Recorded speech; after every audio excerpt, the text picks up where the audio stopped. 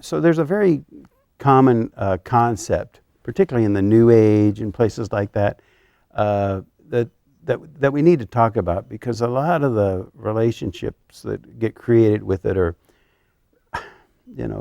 not very realistic. Okay, and that's this whole field about energy and sensing energy. And you'll see people, put their hands up and flutter their eyebrows and do all kinds of crazy things about energy. But let's bring it down to real world, daily life. And what we're going to find is that most of how we communicate is through what we could call, and it's just a word that's commonly misunderstood if you think it has to do with fluttering your eyelashes and waving your hands in the air, but it's called energy. When you're talking to somebody, most of what you communicate with that person, it has more to do with the energy behind their words than it has to do with their words. You can say, I don't understand.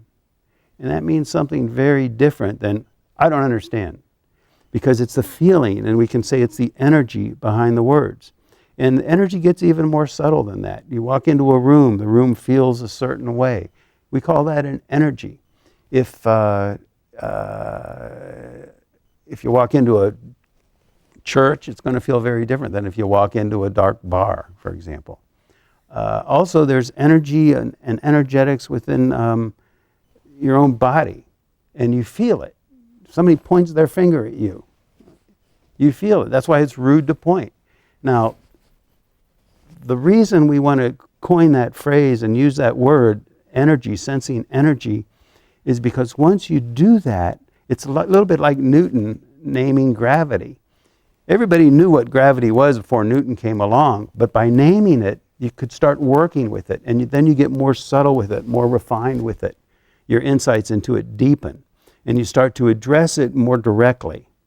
And so we have to get past, see, that's the thing, why it's got to make sense.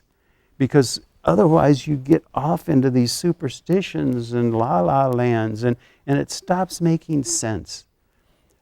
So such superstition has permeated the whole spiritual arena to the point where people have just rejected it, and many people. And that's why the rise in atheism, and thank God for them that at least they're saying it's got to make sense.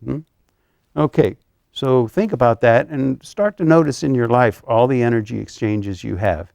Somebody puts their food on the conveyor belt in the grocery store, and the other guy puts his food a little too close to your food, and you take that divider and you put it there, and the guy pulls his food back. Why? Because he felt it. You put out an energy, you can say it that way.